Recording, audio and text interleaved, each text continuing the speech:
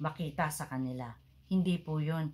Ang gusto ng God, ang kanyang salita, ang kanyang mga utos, ay makita niyang ipinapamuhay po natin sa ating buhay. Our obedience to God's commands must come genuinely from the inside.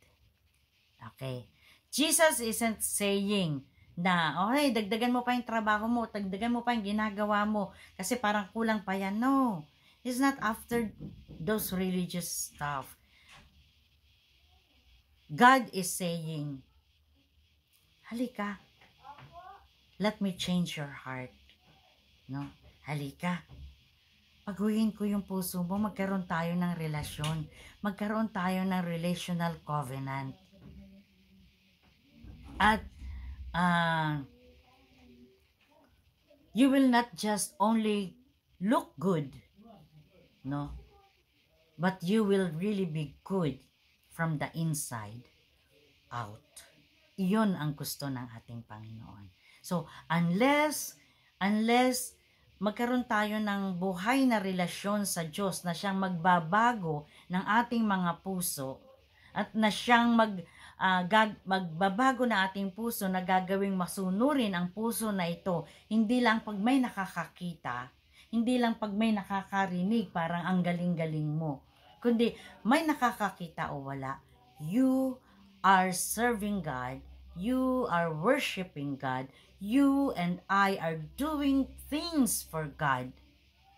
Kasi iyon ay nagmumula sa pusong tapat, nagmamahal at totoong sumusunod sa Diyos.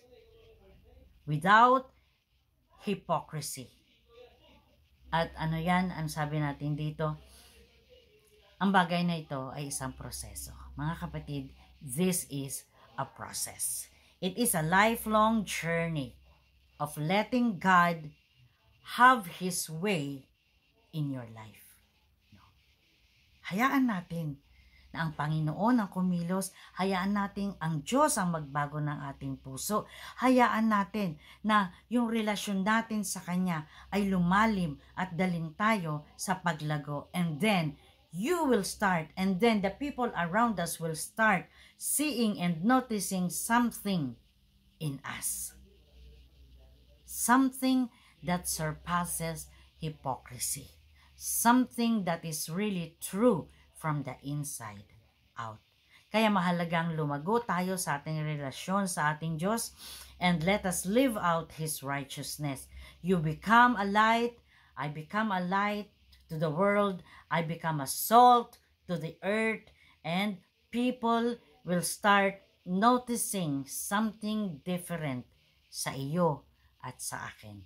At maglingkod tayo sa Panginoon, not just because gagawin natin to that makikita nila sa atin ang mga bagay na ito, not because we are perfect, walang perfecto, okay, but because we are authentic. Ano pag sinabing authentic? But because we are genuine. Totoong Kristiyano, hindi pakitang tao, hindi papogi points or paganda points, okay? Kundi ang makikita nila sa atin and eventually will lead us, no, na makapiling, mapunta tayo sa ating destination. Saan ang destination natin? Our destination is going to heaven. Hindi tayo taga-mundo.